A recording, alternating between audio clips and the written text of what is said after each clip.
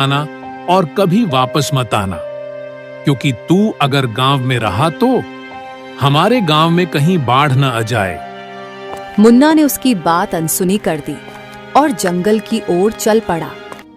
जंगल पहुंचकर मुन्ना एक बड़े वृक्ष के नीचे बैठकर उदास होकर आंसू बहाने लगा। गांव वाले सच कहते हैं, मेरी किस्मत ही फूटी हुई है। जब भी लकड़ियां काटकर बेचने जाता हूं, कोई न कोई मुसीबत आ जाती है। श्याम सेठ का कर्ज भी सिर पर चढ़ा है। अरे अब करूं तो क्या करूं? तभी एक बूढ़ा वहां आ पहुंचा और मुन्ना को रोते देख ठहर गया। बेटा, ओ बेटा, ये तुम्हारी आंखों में आंसू क्यों हैं? बाबा, जिसकी तकदीर फूटी हो उसकी किस्मत में आंसू ही होते हैं।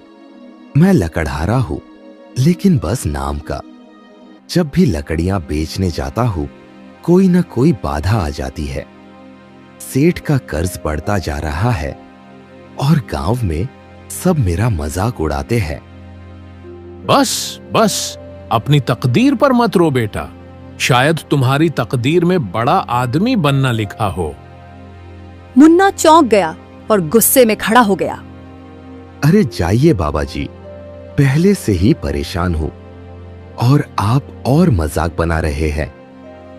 अरे जिसकी किस्मत में एक ढंग का काम नहीं लिखा, वो बड़ा आदमी कहां से बनेगा? अच्छा हुआ कि गांव वाले यहां नहीं हैं, नहीं तो वो और मजाक बना देते। बूढ़ा मुस्कुराते हुए वहां से चला गया। मुन्ना अपने आप से बोलने लगा, अब मैं गांव वापस नहीं जाऊंगा, जंगल में ही अपना घर बनाकर रहूंगा। नहीं जाना मुझे गांव। मुन्ना कुल्हाड़ी उठाकर जंगल में आगे बढ़ गया। मुन्ना चलते चलते एक खंडहर के पास पहुंच गया। खंडहर को देखकर वो हैरान रह गया। अरे ये तो बड़ा विचित्र खंडहर है। अंदर क्या है? अंदर चलकर देखता हूं। मुन्ना धीरे धीरे अंदर चला गया। उसने देखा कि वहां सुंदर घने वृक्ष थे। कुछ वृक्ष चंदन के भी थे। उसकी नजर एक विशाल पत्थर की मूर्ति पर पड़ी, जो एक सुंदर लड़की की थी। अरे वाह, ये तो किसी राजकुमारी की मूर्ति लगती है। लेकिन इस खंडहर में क्या कर रही है? मुन्ना मूर्ति के पास बैठ गया और मूर्ति को देखकर मुस्कुराते हुए बोला, क्या वक्त है, क्या समय है। तुम भी अकेली हो, मैं भी।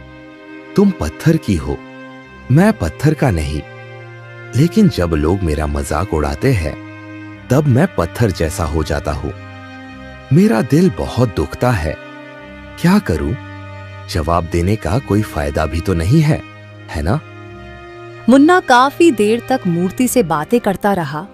फिर पेड़ों को देखकर बोला, हाँ, ये लकड़ी बहुत महंगी बिकेगी, इसे काटता हूं।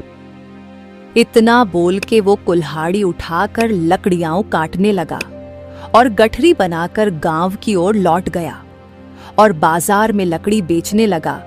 तभी एक व्यापारी वहां आ पहुंचा। ओ भैया, ये लकड़ी तो बड़ी सुंदर है। ये तो चंदन की लग रही है। देखो भैया, लेना हो तो लो, नहीं तो आगे बढ़ो। अरे हाँ हाँ, मैं खरीदूंगा। रुको रुको, ये लो भैया, ये लो इसकी अच्छी कीमत। मुन्ना ने खुश होकर धन रख लिया और व्यापारी लकड़ियां लेकर चला गया।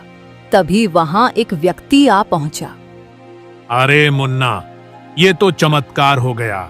वाह भाई वाह, जंगल से लकड़ी भी ले आया और अच्छे दामों में बेच भी दी।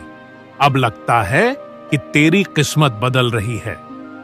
ये कहकर व्यक्ति हंसता हुआ चला गया। मुन्ना पैसे लेकर सेठ के घर चला गया और सेठ का कर्ज देते हुए बोला, सेठ जी, तुम्हारा कर्ज चुका दिया है, ठीक है। सेठ चौंकते हुए बोला, हाँ, अरे अरे, मुझे तो यकीन नहीं हो रहा। तेरी लकड़ियां बिक गईं और इतना धन कमा भी लिया। लगता है तेरी तकदीर बदल रही है। क्यों? मुन्ना बिना कुछ कहे वहां से चला गया। लेकिन उसके कानों में व्यक्ति और सेठ की बातें गूंज रही थीं। क्या सच में मेरी तकदीर बदल रही है? अगले दिन मुन्ना फिर से उसी एक सुनसान खंडहर में पहुंच गया। मुन्ना कुल्हाड़ी लेकर अंदर पहुंच गया। जैसे ही उसकी नजर सामने खड़े चंदन के पेड़ पर पड़ी, अरे, ये कैसे हो